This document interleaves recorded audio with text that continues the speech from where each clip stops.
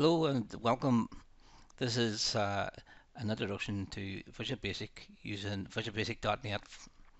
We're going to be using the version that comes with Visual Studio 2017, and here I'm using the free Community Edition. As you can see it on the screen at the moment, if you go to visualstudio.microsoft.com/vs/older hyphen downloads, and then expand the 2017 link and download and install the software from there. Whenever you do have it downloaded, to launch Visual Studio, you can pick it from your start menu right towards the end, the Visual Studio 2017. And this is what you'll get. So we don't have a project or anything open at the minute, so we're going to create one, and then I'll talk you through the interface basically. So whenever you launch it, you get a page like this. I'm going to create a new project. I do that by clicking on File, New, Project. And for what we're going to be doing here, we select Visual Basic, and it's a Windows Forms application that we're going to be working on here. So it's going to give us a screen pretty much like a typical Windows form that you would see in most other applications. We have to choose somewhere to save it, so I suggest that you create somewhere for all your programming files. So my stuff is going to be saved into this folder for level 2 VB. So I'll select that folder, and I'm going to rename the project, and I'll call it getting underscore started. So getting started, and then click OK.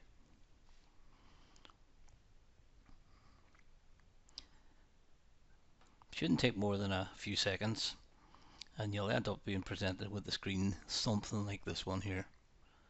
Right, and this is the Visual Studio IDE, and IDE stands for Integrated Development Environment. And there's several things open here. So to begin with, I'm going to just close them all down.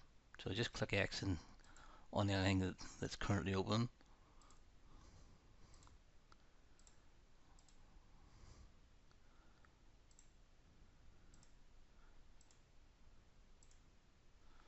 So the only thing I actually have open here now is a blank form, and I could even close that.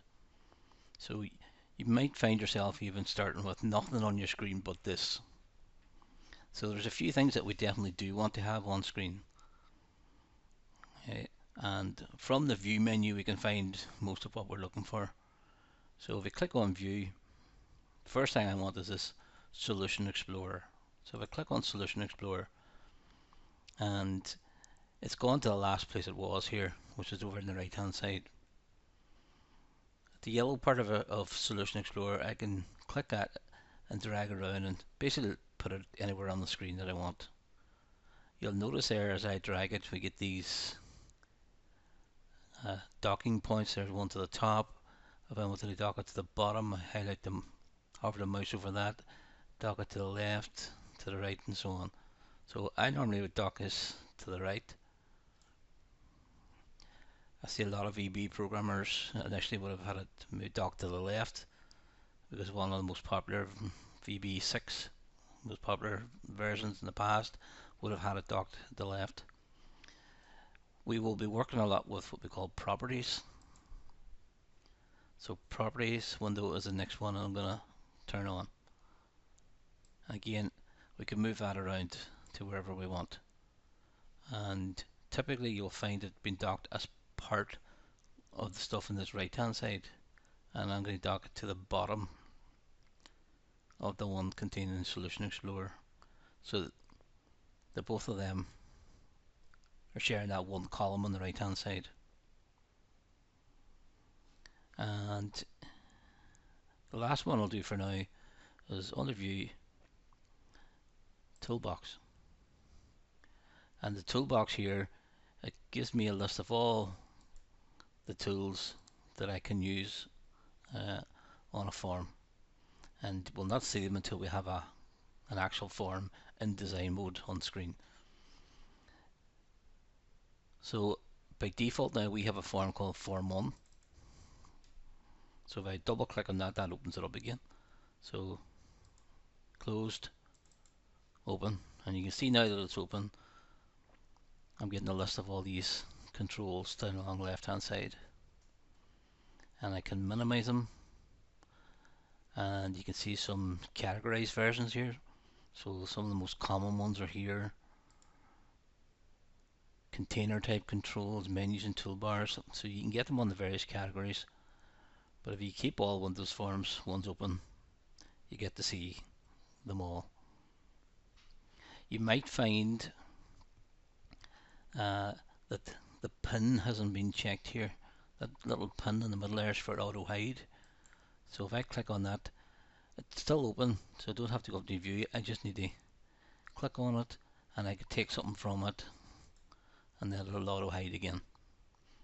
There's enough space on the screen here, so I'll just keep it open and just pin it open.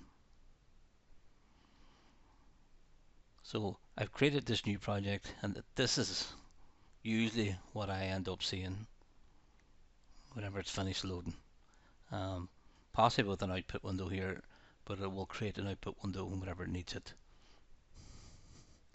So I will talk about the various things that's in here. The one control that we have at the minute is the one called a form, and here it is here. And if I want to run my program, I click on this start button.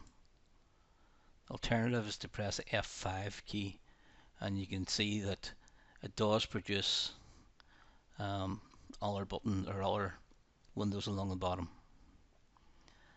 Now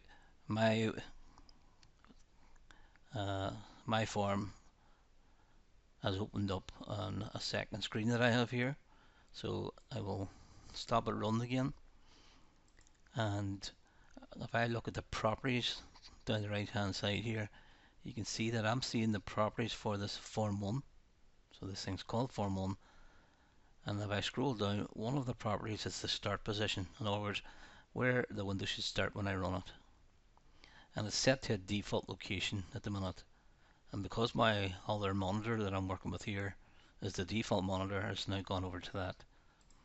So I'm going to change that to center screen. So if I run that again now, it should open in the same screen, and you see that's all I have. It's just this blank window. Doesn't do anything, there's nothing on it. And I can tell the program's running because I've got this, and also because the green arrow is now turned into a red box. So I can click the X here to close it, or I can click on the red box.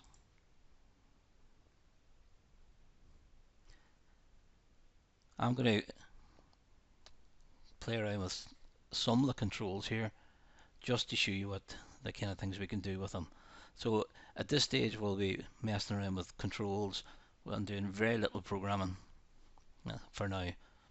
So one of the controls that I do want is one called a label, and there's at least 3 ways to get a control on the form from here. So if we're talking about a label, I can click on a label over here, drag and drop it onto the form. It gets a default name, label 1. I could also double click on label, and it puts another one on the form, it's label 2. I could also click once and then just draw one out on the form. So that click and drag, double click, or click and then draw one out. So any of those methods will get any of these controls onto the form for you. And if I click on any of these here, over here you can see which ones we're talking about. So I've now got label 1 is the currently selected control. If I click on label 2, you can see that label 2 is now the currently selected control, and label 3 now. Label 3 is highlighted. If I press delete and delete it, Label 2 is now highlighted. Delete that. So at the minute now I'm left just with label 1. So as an example, for some of the properties, one of the properties is a font property. And if I click over on the right hand side here, and this little box with the 3 dots is called an ellipse, or an ellipsis. If I click on that, it opens up another window with some options. I'm going to change this to something fairly big just so we can see. So size 24. And I could also change the fore color. It's currently black. If I click on fore color and then the down arrow at this control text part, I can choose one of the system colors. I can choose a web color. I can choose a custom color, and I can make my own as well. If I go back to the web, I might go with this coral. So there's my label, and it currently says label 1. The contents of it come from the property called text. Label 1. So if I change that to, let's say, have a nice day. And of course I can move that around. And if I run that now, you can see it is this window. Have a nice day is written there. I obviously can't move it whenever it's running. So have a nice day. I'm now going to put a button onto the form. And again, I can just drag it on. I could double click, or I could click and then just draw it out on the form the size I want it.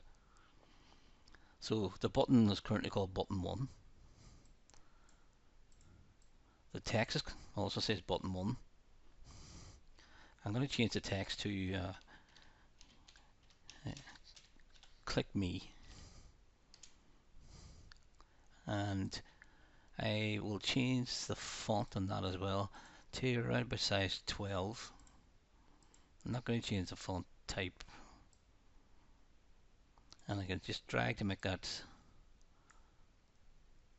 button just a wee bit bigger. So again, there's a button on the form now. If I run it, you can see it as I hover over it, it acts typically like any other Windows button.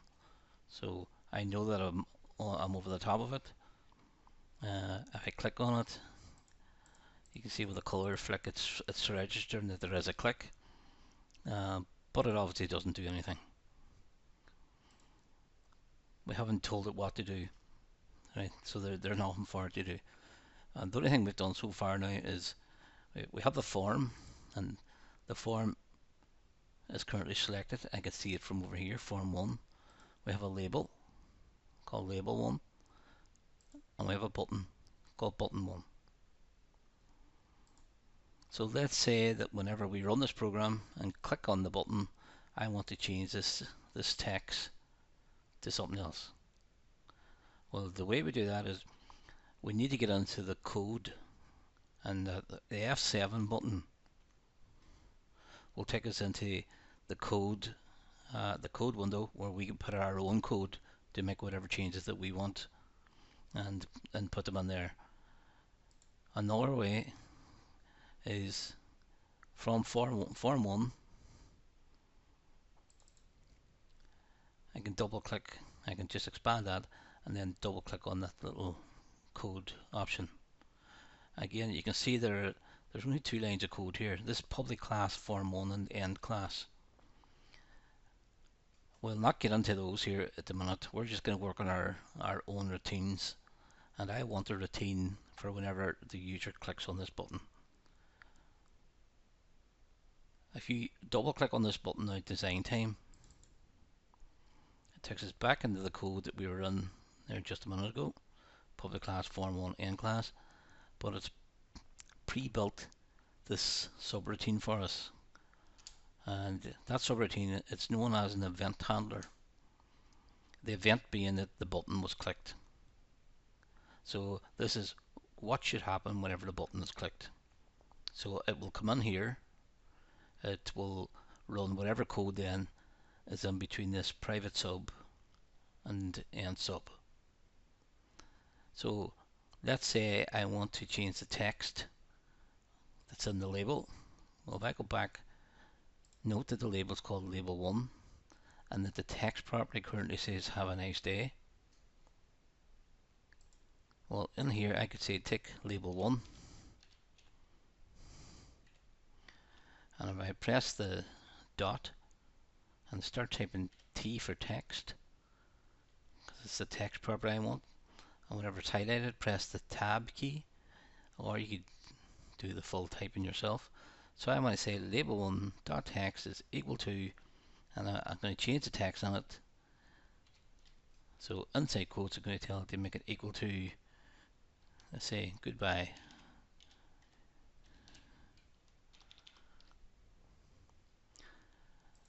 And I'm just going to space this out just to make it easier to see. So whenever we click on the button now, the button's click event will fire. It'll come in here and change the text property of label 1 to goodbye. So if I run that code now, currently says have a nice day, click a button, and now says goodbye. So a very simple first video here just to get you started. We've got 3 controls in total, and we've got our first line of code there. And as you can see, using the tabs at the top, I can flick between design mode, code mode. And if I'm in design mode, again F7 will also take me into code mode.